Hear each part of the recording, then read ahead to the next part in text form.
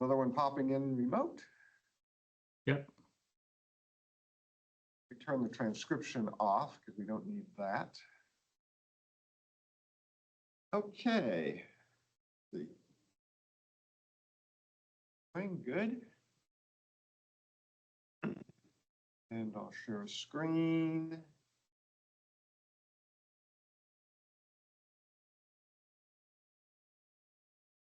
Okay, folks, welcome to the November Northwest C++ users group. First off, we'd like to thank our sponsors, City of Bellevue, for the meeting room tonight. We're still using the Microsoft Code of Conduct. I haven't switched that yet. Bellevue does have one, but they're all pretty much the same. Just be nice and respectful to each other. And if there's any problems, let me know.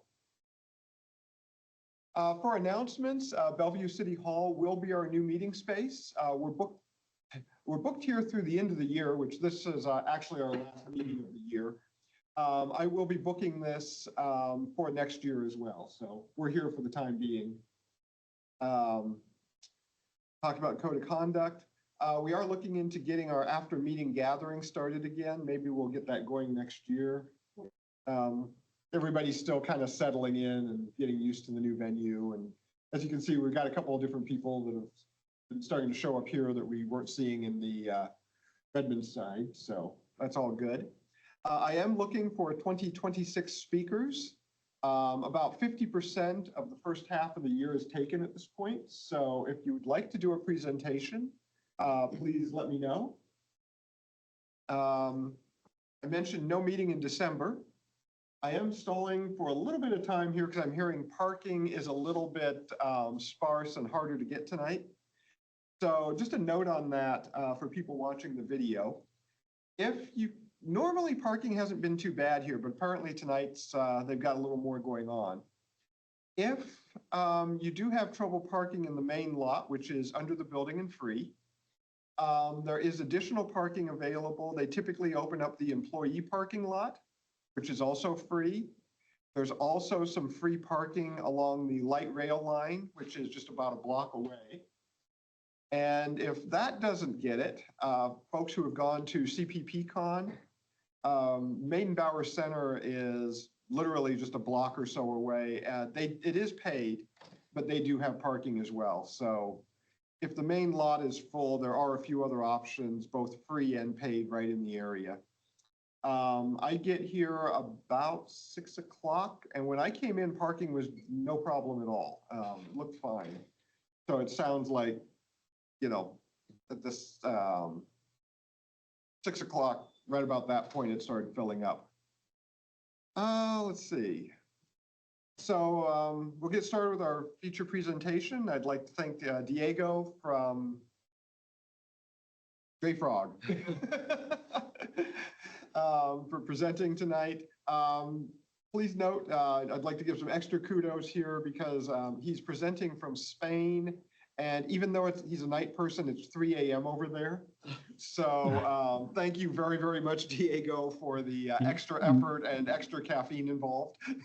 My pleasure. I wanted to do this a long time ago, and I couldn't for other reasons. So I love to be here. Okay, and with that, I will stop sharing and turn it over to Diego. Okay, great. Let me share my screen. Can you see it? Yep, looks good. Okay, so thanks very much everyone for coming. Let's talk today a little bit about C++ tooling. I am Diego. I am one of the Conan co-founders, and I am also leading the Conan team at JFrog. I've been doing that for 10 years now, almost 10 years. Just in case you don't know about Conan much, Conan is basically a free and open source project, MIT license, focus on C++ dependency management, and focus on being universal. Any OS, any platform, any build system, managing binaries is something that we put a lot of focus on that. And it's a fully maintained project. We are 10 people now in the team, and all of us are JFrog employees. And Conan nowadays is used in production by thousands of companies, from startups to many companies of the Fortune 500 are already using Conan in production. Okay, so let's go to the tooling part. When we start a C and C++ project, actually any project, any software project, right? We have a decision to make, an important decision to make, and we can hear from everywhere that all paths are good and all equally valid, but the truth can be a little bit different. So this could be understood like, hey, there are two main paradigms, which is the component or package-based paradigm and the monorepo-based paradigm. Right? And we could think that the component-based developers, they see their own paradigm as something great. They can assemble things very efficiently, and they will see the monorepo as a garbage thing. And on the other hand, we could think that the monorepo developers, they will see the component-based approach as ancient or legacy and bad, and they will see their monorepo as something fantastic. But the reality is that we are developers, and the green is always the grass is always greener on the other side, and this is actually our current feelings. So if we are managing a component-based project, we will think that, hey, this is not great. The tooling is not there. This is complicated to manage. This is not great, and we will think that the monorepo-based paradigm is the solution. And on the other hand, the monorepo-based developer, they would say, no, this is a nightmare, and we would really love would be to have components, right? So as you know, as engineers, we are always not happy with our tools, and we think that the other tools or the other paradigms will be better. But it also happens that sometimes we are not that free to choose because of Conway's law. It says that basically organizations that design systems are constrained to produce designs or architecture that are copies of the communication structures of the organizations. And I love the corollaries. For example, the last one that says in a car company, you can see in the software if the steering wheel team hates the joystick team, right? So if we are in a company, it's very likely it's impossible to escape the organization of that company. And the way they develop software, the constraints and everything, they might mandate how software is developed. And if software is going to be developed, of course, if you are in Google, you are going to be developing in a monorepo. And if you are in other companies, then probably not. So let's quickly review the development paradigms. We have the monorepo, right, which is basically that we have a large repo. Could be Git or other technology, but you have all the components of your software, your libraries. You have all of them in that single repo, right? That includes your core logic components and also the dependencies and transitive dependencies. Everything, absolutely everything that you need is inside the alt repo. On the other hand, the component paradigm is basically you have one component per repo, right? And then you have the lib, that library component you will have in its own Git repo, lib the same, and app the same. For the sake of being complete, there are also hybrid approaches. There are companies that they might have like a relatively large monorepo, right, with several of their own components. And for example, a typical use case, they might manage the dependencies, the third-party open source dependencies, as something external. And they will have those dependencies in their own repos or managed by other ways, but they will not be in that monorepo. There are organizations doing that. For today's talk, this is irrelevant. So we can talk about both monorepo and component-based, and that's it. Regarding the monorepo, the monorepo is good at the live at head paradigm. This is a term created by Titus Winters from Google. And the typical tools for monorepos is Bazel or Blaze from Google, back from Facebook. And also, I have seen very large Visual Studio projects in areas like gaming, for example, and they will have like literally hundreds of subprojects into one single solution. For me, that's another monorepo, right? Even if Visual is not considered like a monorepo like tool, sometimes it is. This monorepo, they typically use they heavily use compilation caching. That's the way they have to manage the build and the build times. They cache absolutely everything and in distributed caches. So basically, the whole organization should be using the same cache in order to be efficient. And for that, they have to have dedicated and optimized building and teams.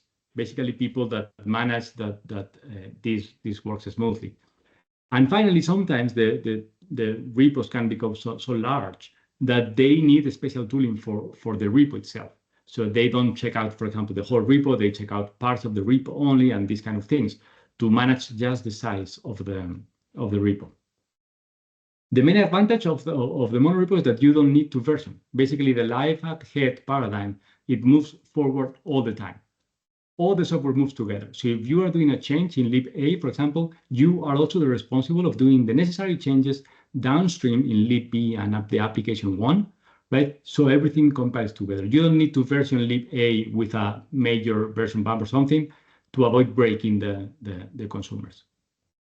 And the disadvantage is, of course, there are no versions. So this paradigm might be good, for example, for companies like Google in this case, they have all the tooling, and they can always move forward, and they only have to maintain, let's say, one production version.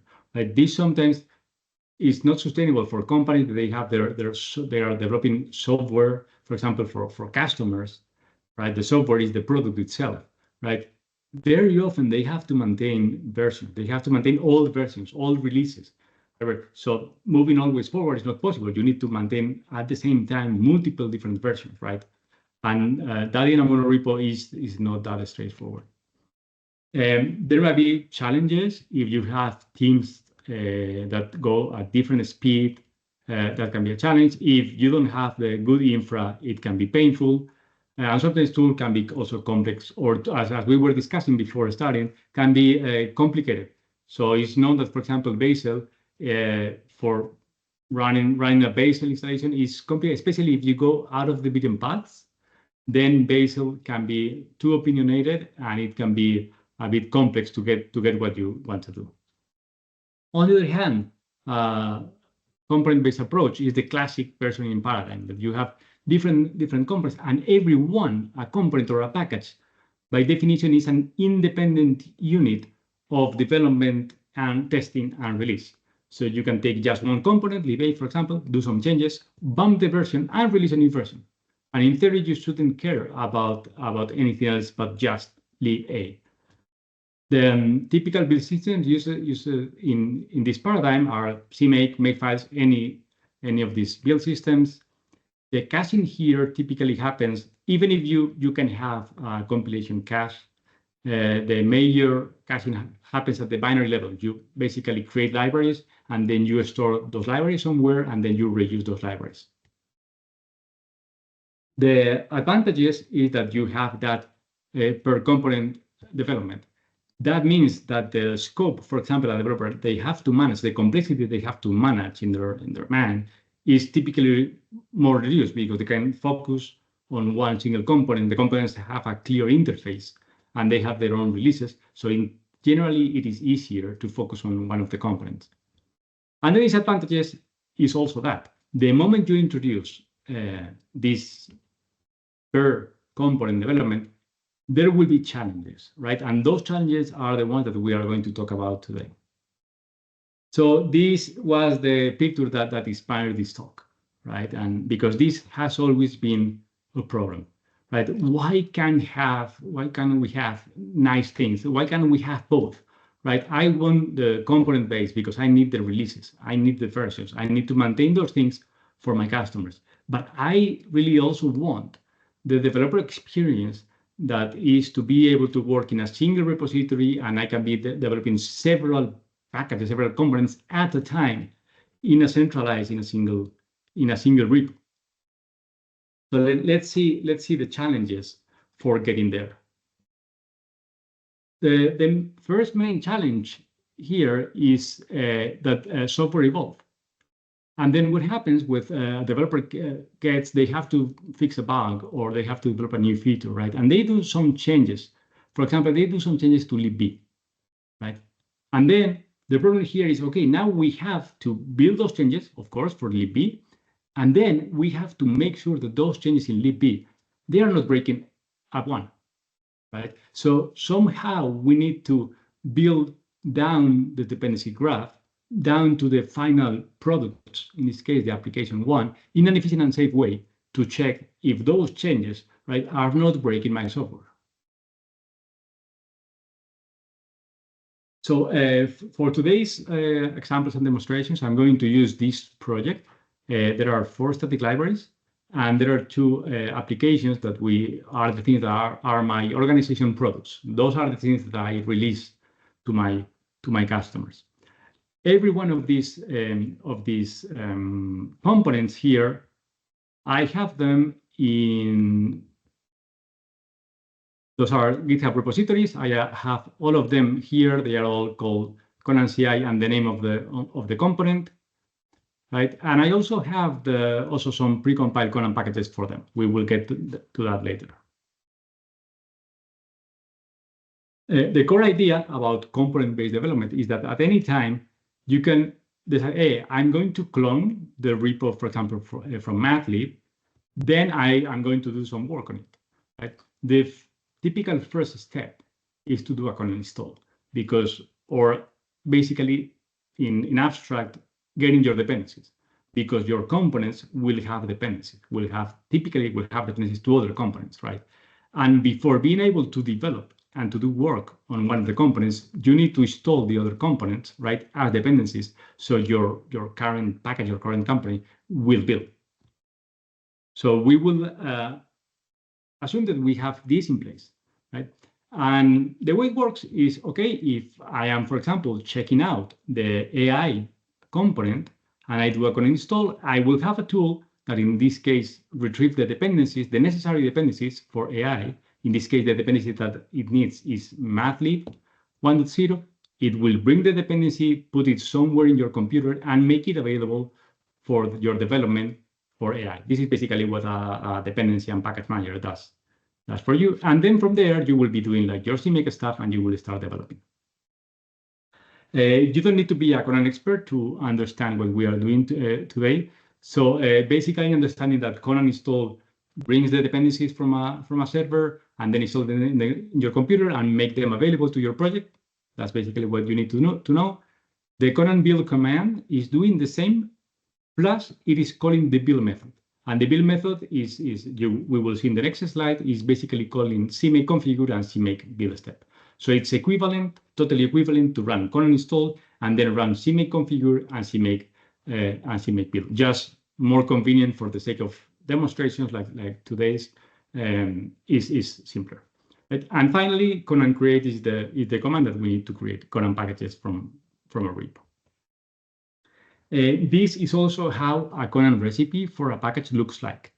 Right? We will have things like the name. This is the recipe for the AI. We have the requirements. In this case, it depends on Mathlib. And we see that we have a version range here.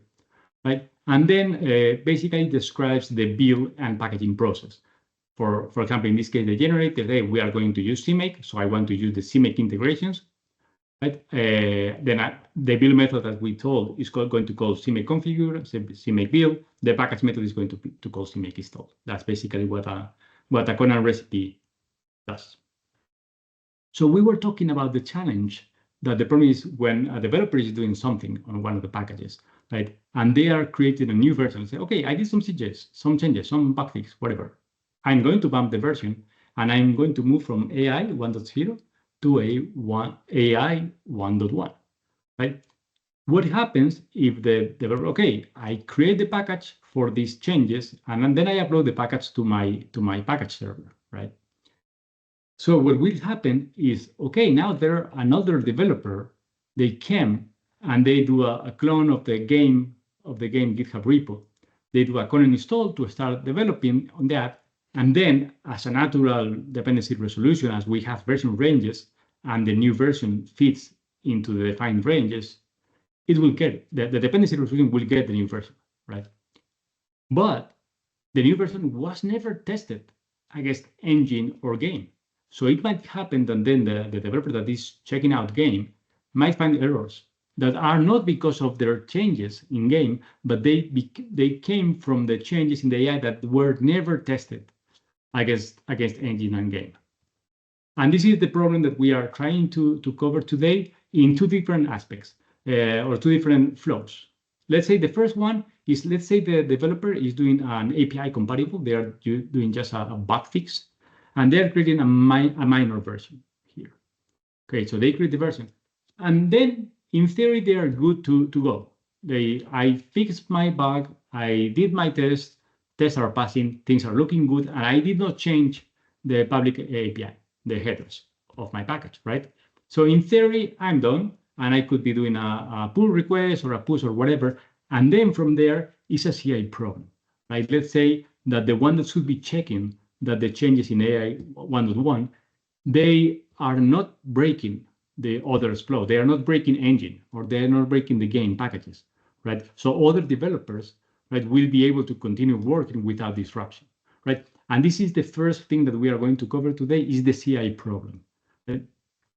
And the other problem that we are going to cover today is the one that I'm most excited to talk about today, is when you want to do more as a developer, right? You are doing, for example, some API changes, right? And even if you are going to create an AI 2.0, right, that's not good enough for you. You actually want to be testing that API with the actual consumer of the APIs. In this case, engine and game, they might have header, they might have inclusion of the AI, right? And they will use the API. And sometimes it's very difficult to develop an API without actually using the API in real production cases. So it's not good enough to say, no, my API is passing the test that I have in my AI GitHub repo, because if you are not using that API, the design might not be correct, right? So sometimes there are cases that you want, no, now I want to be working simultaneously on 3 different GitHub repos. I want to check out AI, engine, and game, right? And I want to develop at the same time because I'm going to do changes to the AI API, and consequently, I will need to do changes. And I want to do that in a kind of a monorepo. I want a single project for that, and that will be the second problem that we will cover today, and we will have demos for that. And to lighten up a little bit the presentation here, you might be like feeling like this at this moment, and it's true in the sense that some of these concepts are actually very challenging to communicate, to explain, right? And these are typically architectural problems, right? And the only way to explain these concepts is only with blueprints, right? And diagrams in this case. So yeah, I'm afraid that the talk today is going to have way more diagrams than actual C++ code. But what I wanted to say, even if we are going to have many other diagrams today, is that at the end of the day, that's just for the sake of explaining what we are doing, right? But the actual implementation is just a few lines of code. So the challenge here is to communicate and to try to explain the concepts, right? What we are doing, what is happening, but the actual implementation is very few lines of code. So we will see that later. Don't be terrified by the many diagrams. Okay, let's start first briefly with the continuous integration problem at scale, right? The first part that we were talking here, that a developer did some changes in one of the packages, API compatible, and their job is done, and they want just to push it to CI, and the CI is the responsible of checking that everything is okay. So this is our problem, right? We have this new version, right? And we want to build and test the necessary packages for the supported platforms in the right order, down to my products. So actually what I do care here, I do care that my game, which is my product, the thing that I'm releasing to my customers, is not broken, right? And it keeps working with the changes of AI 1.1. And I want to do it efficiently. I don't want to rebuild math or graphics or map viewer. Those things are clearly not affected by the change. So I don't want to rebuild them from source, right? I want to do it fast. If possible, for example, if I'm getting a change in Mathlib, I know that I can build in parallel AI and graphics because they do not depend on each other, right? So the system should allow me to build AI and graphics in parallel, right? And finally, I want to do it in a safe way. I don't want the AI 1.1 changes to break other developers, to break the build, to disrupt the development and release process. So this is an important concept, that don't break the build. How do we achieve that?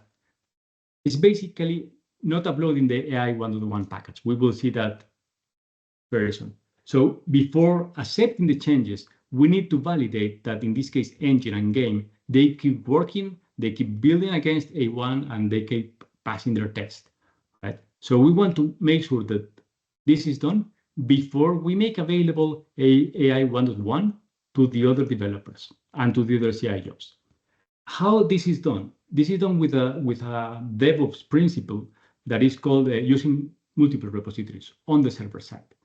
So in this case, the flow goes like this. A developer starts to work on AI, right? They do some changes, they fix the bugs, and then they will create AI 1.1. And then the process is they will not upload that package to the repository, the server-side repository of packages that everyone else is using, right? Every developer, every CI job will be using the develop repository, right? And they will be getting packages from there. Right? So when we are creating a new thing that we want to validate, we will not put it there. We will put it in a separate repository. We will call it the package repository in this case. Right? This is basically the parallel of branching in source. When we are doing changes in source in a Git repo, and we don't want those changes to disrupt other developers, what do we do? We put those changes in a separate branch of the source, right? And then the rest of the team and the CI, they can keep working on the develop branch. Right? They will not be disrupted by my changes after before those changes are merged into the main develop branch. So this is exactly the same. We keep the changes, in this case, the new packages in a separate repository that is kind of private and not everyone else is using. And then the process to make available those packages after they pass the quality checks, they pass the test, is called a promotion. Right? So if we do a copy of some packages from one repo to another repo, right? At that moment, we make available that new package to the developers and CI jobs that are using that repo. That is the equivalent of a merge, right? Because that's exactly that. We had the changes in a separate place, and now we are making them available to the other. So this promotion concept is equivalent to a merge in source, and we will use that in CI to guarantee that our changes, our new packages, are not disrupting other flows. And then a second important concept here in CI is the concept of products, because one of the most typical and also naive implementation of CI is encoding the dependency graph on the CI itself. Right? And that doesn't scale at all. Right? In this case, the typical flow is, I have one job per repo, and then what I do is I encode a job triggering. For example, when AI repo changes, I will be triggering an extra job in engine. And when engine finishes, I will be triggering an extra job in the game CI. Right? This is a setup that really doesn't scale. Right? Why? Because dependencies keep changing, and new dependencies are being added, and dependencies are being changed. And there are things like conditional dependencies that only happens on certain platforms. Right? So if you need to be encoding the dependency graph, both in your dependency definition, in your package manager definition, and also in the CI, it becomes a huge pain to maintain. Right? Basically, you need to be telling all the time to the CI maintainers, hey, you need to update this job here, you need to maintain that job there, just to replicate the dependency graph that you have. Right? So the core concept here is, no, let's focus on the business value. The business values is the products that we are developing here. And we have, in this case, the game and the map builder. Those are the things that I'm releasing to the public, right? So with that in mind, I can build a dependency graph of my game and my map builder, and I can pass that to the CI. So the CI can actually build what it needs to build. So let's say, for example, this is the flow. We start with several packages in one of the repos, right? And then, as we saw, we are getting some changes. We get a new version in the products repo, still not available to everyone else, which is the AI 1.1 version. Right? So for a start, right, if any developer, they did a Conan install for game, they will be getting missing binaries. Why? Because the engine and the game is clearly an application. And AI is a static library. You need, at the very least, you need to link again game. So you need to rebuild, you need to build a new binary for game that incorporates AI 1.1. So that means that change in AI package needs a rebuild of engine and game to guarantee that the things are integrated. And this is what the Conan graph builder gives us. The Conan graph builder is triggered for every product that we have, and it can be merged into a single output, into a single JSON file. And that JSON file will be something like this. It's basically a list of the things that need to be built and in the order they need to be built. In this case, the result is, hey, you need to first build engine, right, with these arguments here. And after that, once you have finished that, then you can start building a game. That depends on engine. We see it here, right? And you need to pass these commands to the build. And this is the JSON that allows a CI system to dynamically define a pipeline that builds our dependency graph, right? Just with the minimal changes, with the minimal builds. In this case, only engine and game. All the other packages, they don't need to be built from source, right? And that gives us the CI the capacity to define dynamically what needs to be built. And this is the key to have a CI that can really scale. For this, I'm not going to do demos today because I did a talk in ACCU conference earlier this year, and you have the videos already online. And we also have a tutorial in our docs with examples and with code that you can replicate with everything, with the log files and with everything that you need. I wanted to summarize the important concepts and to illustrate that with this we can have continuous integration at scale for C++ package in a very efficient way. And then let's focus today on the other problem. And this is the thing that I'm presenting for the first time ever, is the development workspace program. To recall what it was, I'm doing some changes in one package, and I want to really test those changes in my developer space, right, in a single monorepo-like project, right, before even publishing anything to other packages or to the CI or anything. This is all going to be local development, right? And I want to do it in a ergonomic, in a nice UX way. So what is the problem, or why this is typically a problem, right? Because this is how a dependency manager works. Let's say that a developer, they start to work on the game, right? They do a git clone of game, and they do a Conan install, and they get the dependencies. Those dependencies, those are installed in the Conan cache, right? Those are folders. They have folders there with the libraries, the headers, and everything. And then this connection is made between your current project in your user space and the dependencies that are installed in the Conan cache. Right? But now let's say that the developer, they want to work simultaneously on the engine package and on the game package. Right? So they do another git clone, and they now clone the engine, right? And they start to do changes to the engine, right? They change the CPP files, they change, I don't know, probably the build, they change the CMake files, they change a bunch of things, right? But then with those changes, they go back to the game and they trigger a build to the game, and they are not incorporating those changes. Why?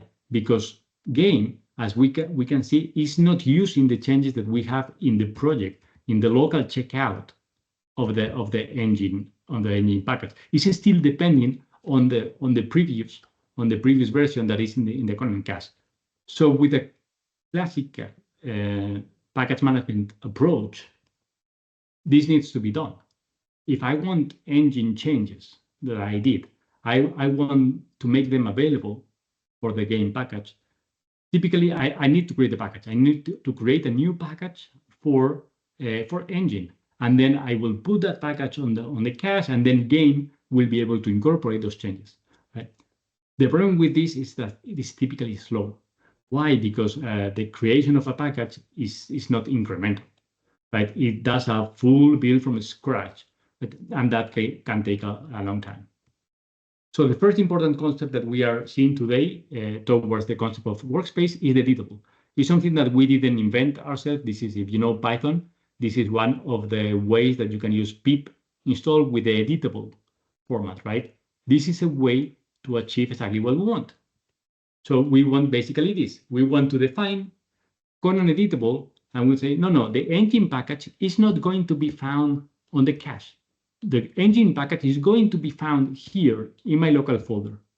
When we define that, when we activate the engine package as editable, then the dependency resolution of game finds the package in the user folder that we have the engine checkout, right? And then we have the dependency graph.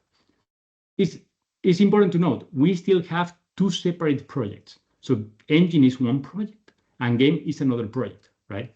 And I still need to build them in sequence by myself, right? But at least the changes that I do in engine, right, is an incremental build.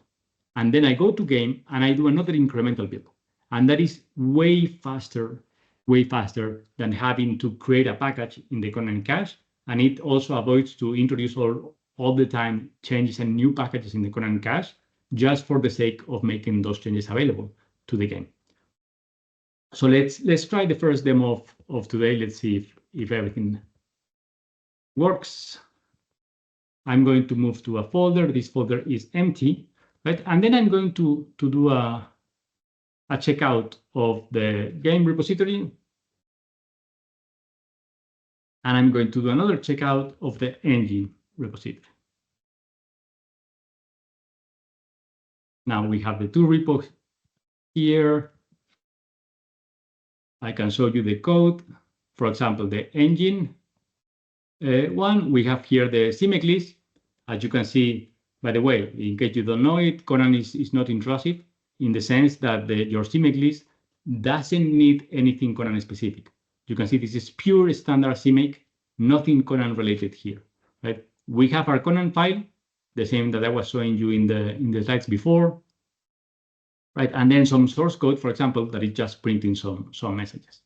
Right? So what I'm going to do is first, let's define editable Conan CI engine, right? So I'm telling when someone requires the engine 1.0, do not find it in the local cache, but Conan editable list.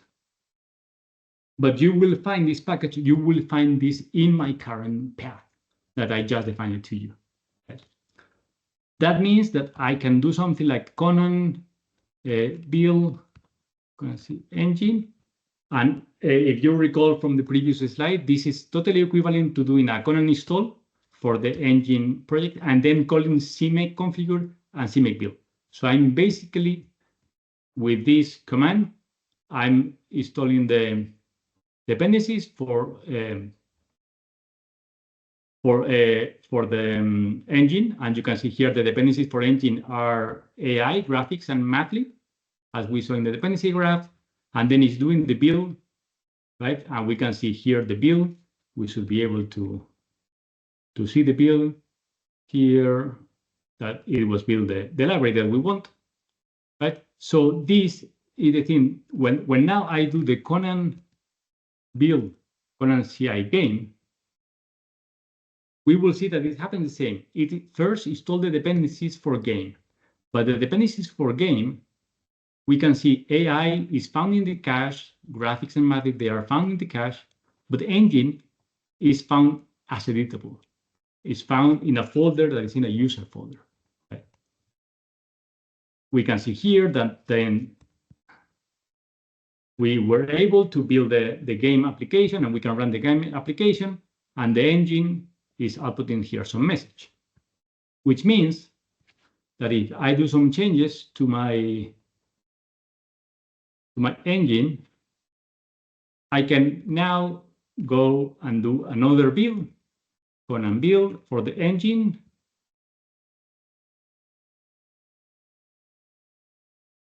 right? This will be an incremental build. So it will be orders of magnitude faster than having to create new package. This is basically just calling CMake again. And then I could do another CMake. I will be calling, recall that the Conan build command is basically calling installed and then calling the CMake. If you call it CMake manually, the result will be the same. And if we check now the execution of game, we will see that we managed to incorporate the changes to the engine package, right, into my game application, being both of them in user space. So this is the first important part, the understanding that we can have an editable package in user space, and other packages can use that instead of resolving the package in the Conan cache. Let's Conan editable remove the Conan engine, Conan editable list, and we are good to continue.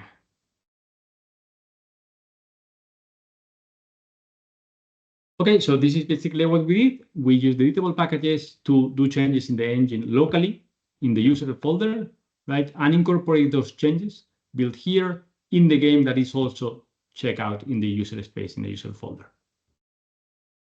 Okay, but you might be saying, okay, but Diego, you told us that we were going to do more, that we were going to have like a monorepo like experience, developer experience, right? So where is it?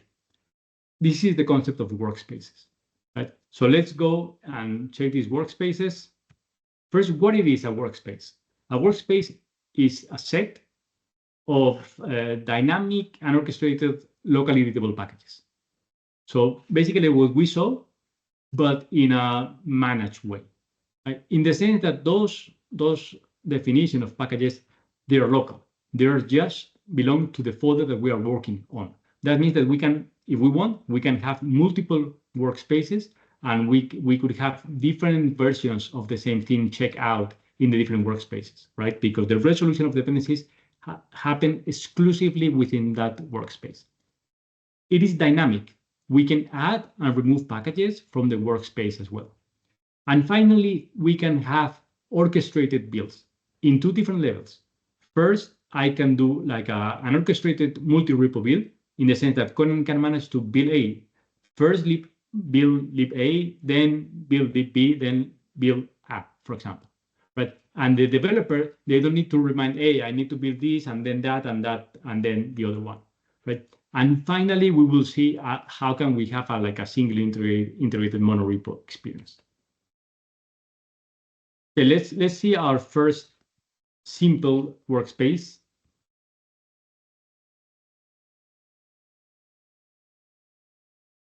Which is basically this. What I did is I did a checkout of three of the projects: AI, engine, and game, right? And the other dependencies, in this case, graphics and mathlib, those are external dependencies. The only thing that I need to build a workspace here is a definition. Let me make it a bit bigger. Is a definition of A, where are the things, where are the packages? In this case, A, this package here with this version will be found in this folder, same for engine and same for game. But, so that's basically it. With this definition of a workspace, with this file, I can do now very easily my first orchestrated command, which is Conan workspace. And the Conan workspace build, what it will do, it will go package by package. In this case, it will start with AI first. It will build AI, and then it will move to engine, build engine in an incremental build, and then it will go to game, and it will build game. So it knows it can compute dynamically the packages and the right order to build the things. That means, in this case, if I'm running the game, then I will see that it integrated everything. We can see also in the dependencies, in this case, the game depends on AI and engine as editable. They are part of the workspace, right? They are not in the Conan cache, while graphics and mathlib, they are in the Conan cache. Right? That means that if I do a change, for example, in AI, Let's do a change in the AI, some artificial better intelligence. I would just repeat the Conan workspace build, and the workspace will know, hey, I need to build first AI, then I will build engine, and then I will build game. Right? And all of this is fully dynamic. Right? We can see here that the changes that we did in AI were incorporated. They were integrated in the workspace engine and game executables, and everything works. Right? Still, it's very important to know that it's an orchestrated build. Right? In the sense that we still have separate projects. Let's move. We are getting there. The next important concept is that the workspace can be dynamic, because something that is very, very typical and can become a huge pain is having a very large monorepo with 200 dependencies, 200 different components there. Say, no, but I don't want the 200 of them. I really want these 5. And because the unit of work, even if you want to work on several packages at the time, is not all of them. It's typically just a few, right? So there should be an easy way to get new things into the workspace. And when you don't want them, you can get them out of the workspace. So how can we do that? We have commands like the Conan workspace open and add remove command, right? That can do that. How this is done? Let's say that we do a Conan workspace open or add of game, right? Then the dependency resolution will check the package. It will go to the package server, right? Will check out game, and it will find the game package. And inside the game package, it will get the Conan data YAML that contains the exact instructions of where to get the source code, what is the repo, and what is the commit. Why? Because if you are, and we go back to one of the advantages of the multi-repo approach, if we want to maintain it, we want to do work on some of the previous versions, right? Imagine it's game 2.0 or other version, right? You need to get the commit that you want to start working from, right? How do you do that? Because what you have is the release version, right? The way to trace back from the release version, the package version that you have, and the repo is also contained in the Conan packages, and that allows to, you can do a Conan workspace open, and then it will automatically clone and check out the commit that you need into your user space. And this is possible because the recipes themselves, they have a couple of lines that say, I want to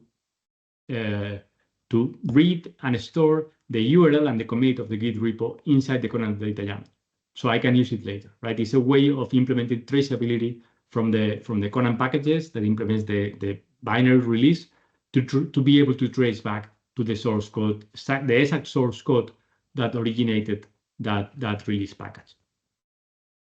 Okay, so let's see that in action. So I'm going to move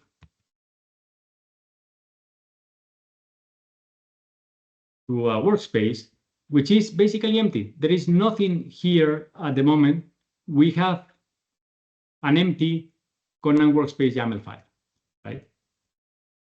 And what we will have here, this is not relevant, is something like this. I will have a dynamic definition of packages.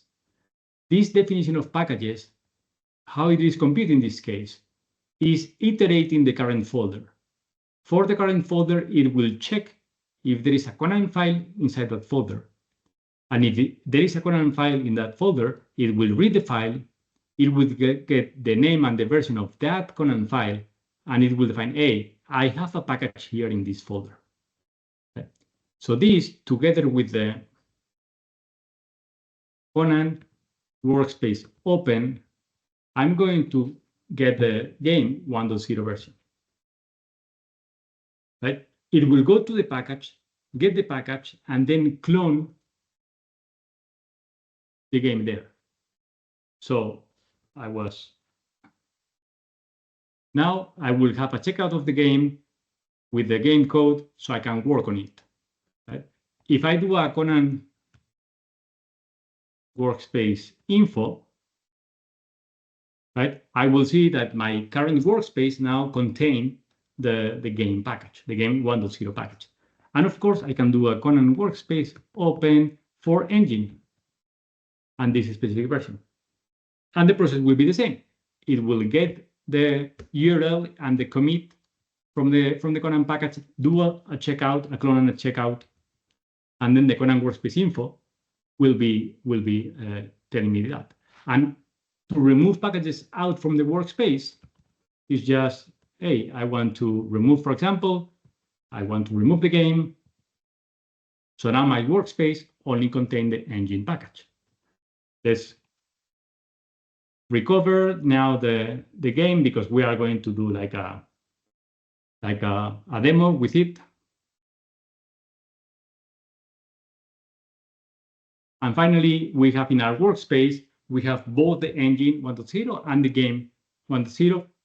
All the other packages, they are external dependencies. We will use the precompiled binaries. They are in the Conan cache, and they do not belong to my current workspace at the moment. So with this, we implemented the dynamic part of the workspace that we can add components and packages, and we can remove packages at any time. Still, we have one remaining challenge, which is how to achieve the monorepo. Because so far, what we have is this. We have 3 different repos with 3 different projects. Each one has its own CMake list, and each one builds separately. They just connect to each other via defined packages. They will find the libraries in the other folder, right, which is great. But still, these are 3 different projects, 3 separate projects. Conan orchestrates them in order, but they are separate. So what can be done?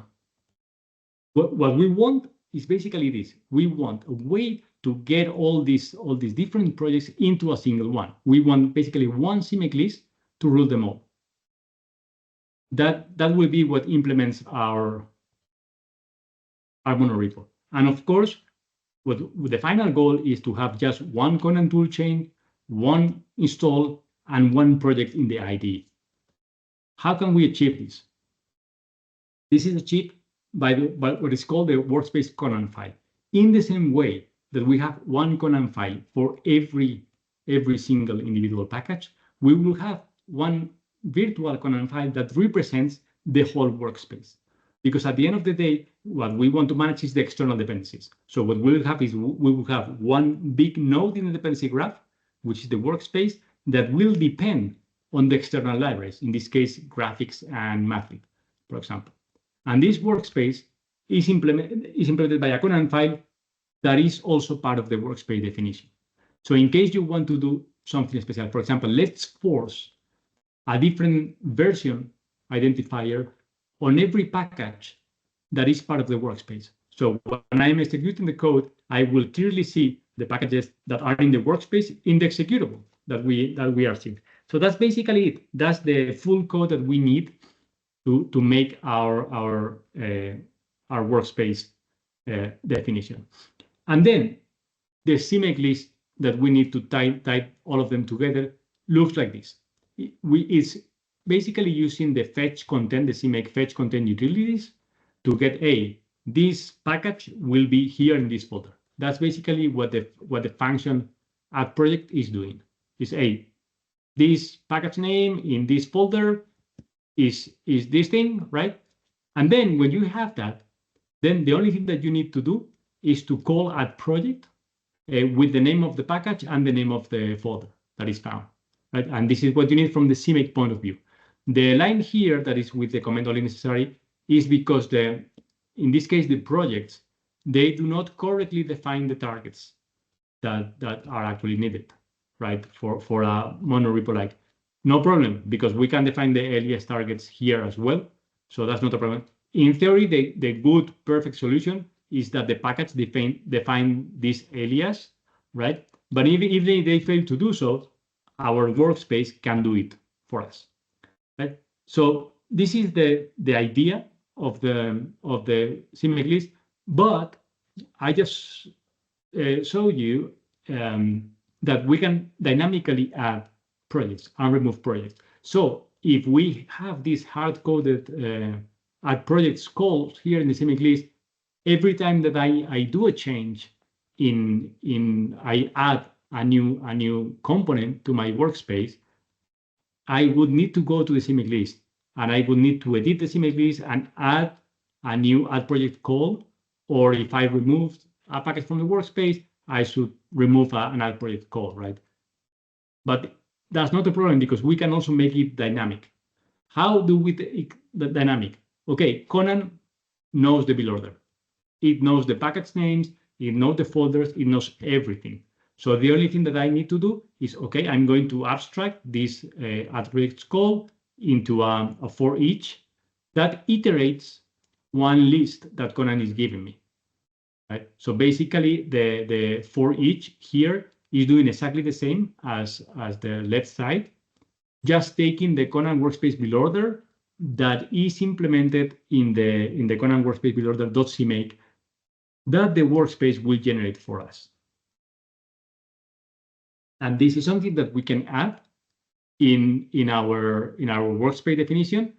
As we have here, the build order is a built-in for the workspace. We can check it, right? And then we can safely save this file, the file that I was using here in the CMake list. The workspace will generate it with the variable that is needed. And I know if you don't know Python, it might look a little, but this is everything that is needed for this full case. And then with this, we can have what I promise you. We can have this monorepo, right, with a single install and with a single toolchain and with a monorepo-like experience. Let me show you. Okay, so I had this workspace with just these two packages inside the workspace. I'm going to show you now the full. I was hiding this here, right? But this is it. Recall, this is the dynamic definition of packages. So the moment I clone something inside the workspace, it's automatically detected as a package if it is found. This is the build order that will tell CMake, hey, you need to call the add projects in this specific order. And this is the Conan file that represents the monorepo. It represents the set of dependencies, right? And it can also hook special things into the packages that are inside the workspace. Right? The YAML file is empty here. And the CMake list is exactly what I told you. Right? Is the fetch content definition here, and then the iteration over the Conan workspace that is defined by the workspace.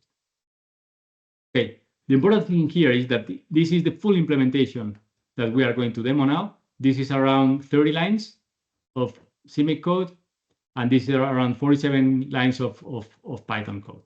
Right? And with that is basically it.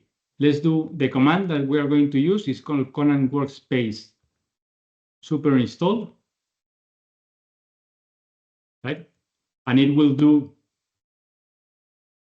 the aggregation and the creation of the project for us.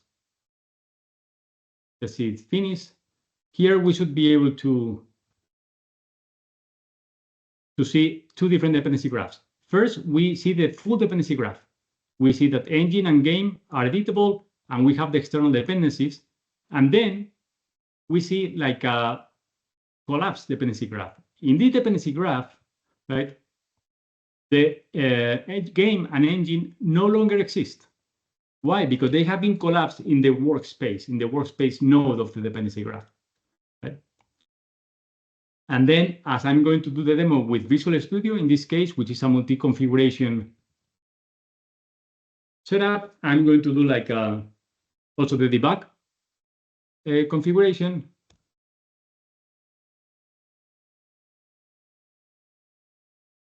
And with this, and we are getting there,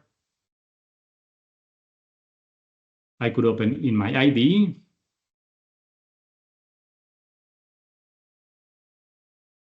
I have very nicely here my game and my engine.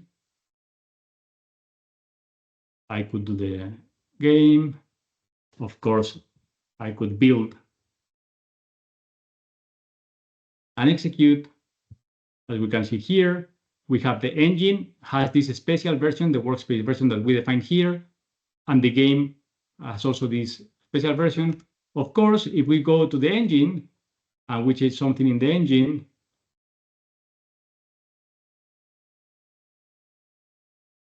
we are just one build away.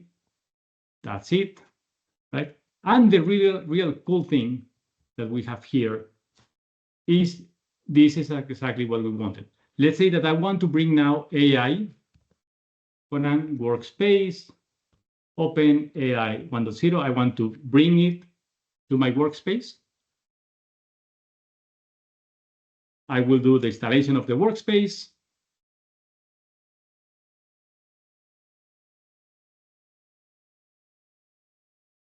For both configurations.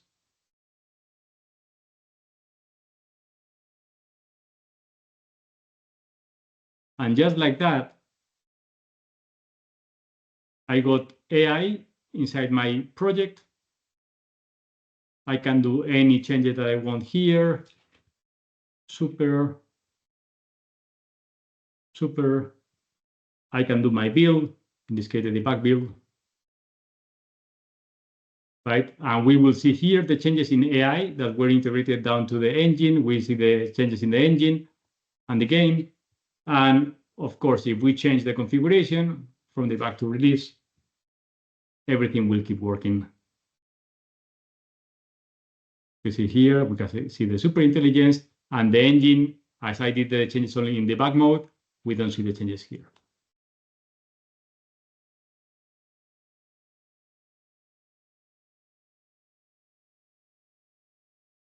Cool. So the Conan Workspace feature has many other things, like Conan Workspace create command to do an orchestrated build of packages out of the workspace to upload them to the server. Or, for example, if you want to experiment, if you want to play around, we have a template.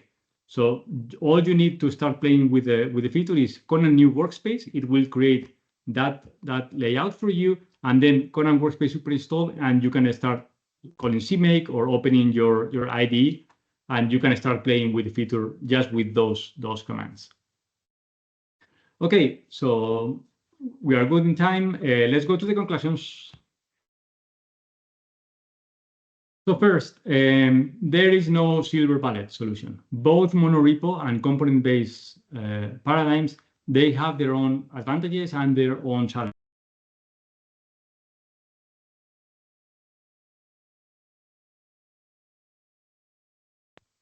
I was mute for a while, right? No, you're good. You're good.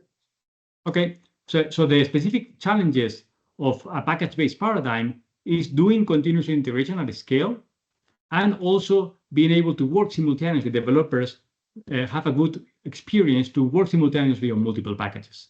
But we have shown here that it's possible to do CI at scale with Conan 2 and the graph build order and the Conan features to do like an efficient and safe CI. This I didn't demo here today, but the actual code that needs to implement this is around 200 lines of GitHub Actions code without extra scripting necessary, just the GitHub Actions code. And this scales to any graph size because the graph itself is not encoded in the CI. Right? And this is great. And we have also shown at Workspaces that it's possible to develop multiple packages in a monorepo project in a simple way, standard and out of the box. This is already built in Conan. It might sound too much, but at the end of the day, is for the full setup with the dynamic packages and the monorepo and everything. It was 30 lines of CMake list and 50 lines of Python code. So the conclusions. For the first time in C++, we have like for component and package-based approach. We have a framework for scalable CI, something that is documented, that is tested. Is this thing that I saw in the slides and everything is already being used by companies in production at very large scale, and it is proven to work. I've also shown a standard monorepo-like developer experience. Very importantly, with familiar and established tooling, with CMake and Conan, you don't need to change your tooling. You don't need to use Bazel or other tools to be able to have a monorepo-like developer experience with multiple components, not necessarily anymore, with a relatively simple implementation. And this is not implemented yet, but we have done some analysis. And if you also have Visual Studio, MS Build properties and VC projects solution, this is also implementable with the workspace. It can also be done. So if it's some of your cases, please get in touch because this is also possible. So the other day I was at a conference and we were discussing some of these things, and the conclusion there is that Conan is no longer just a package manager for C++. Conan has grown for an enterprise because all of this is basically pushed by this, especially by the big enterprises using Conan. And Conan has grown to be an enterprise-ready tooling framework for both dependency management, package management, continuous integration, and developer experience. Because not only because of the workspace, if you have realized, I've done things today with Conan build command, we have learned this was like a simple UX thing, right? We have learned that there are tons of users there that they love calling Conan build instead of having called CMake by hand, because it's just more convenient. You do a Conan build, no arguments, nothing, because everything will be in your profiles, and you don't need to figure out your CMake commands. It will do everything for you. With the Conan install, it will call in CMake for you, and then you can open your IDE if you want to work on the code. But you don't need to just one single command, like 10 letters, and you are done. So hopefully the conclusion here is that with all this tooling, the component-based paradigm finally will be seen a little bit more like this by component-based developers. And that's all. Thanks very much. We have most of the resources are already there, right? But if you have any question, of course, at any time you are giving it a try, you can submit a ticket. The best way to get support from us is GitHub tickets. You can fire any random question. It's not only for patch reports, right, or for feature requests. You can just throw there any random question that you might have. And yeah, thanks very much. And if you have any question here, very welcome. Hey, questions?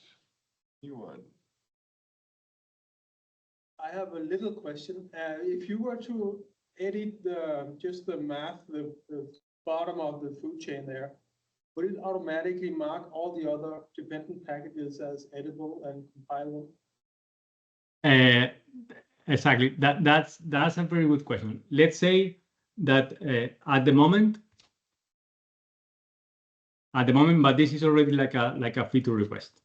This was a Conan workspace info. We have this, right? And we have this chain game depends on engine and depends on AI, right? Let's do an experiment. This is outside of the demo. I hope I screw it up. So let's remove the engine here, right? So now we have a broken chain because the engine is no longer in the workspace. So if I try to do a Conan workspace super install, at least at the moment, the current implementation is that Conan tell me, hey, no, you cannot do this because engine is not in your workspace, engine is in your cache, right? But that has dependencies to packages in the workspace. It's depending on AI, which is in the workspace. And that cannot be done because you cannot have an immutable build package in the cache that depends on something that you are changing on the workspace, right? So at the moment, this happened. And what you ask is exactly a feature request that we are going to implement. Is something like, let's say that we do a Conan workspace open AI 1.0, and we want to do something like this, right?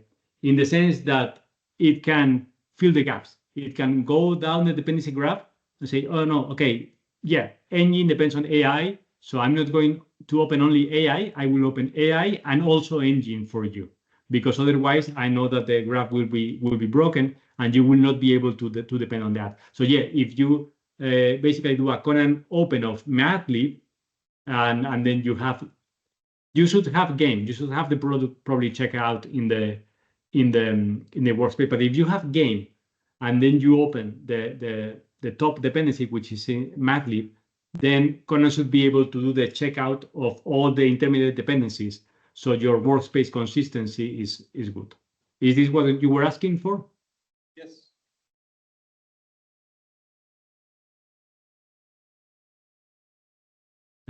Yep. Cool.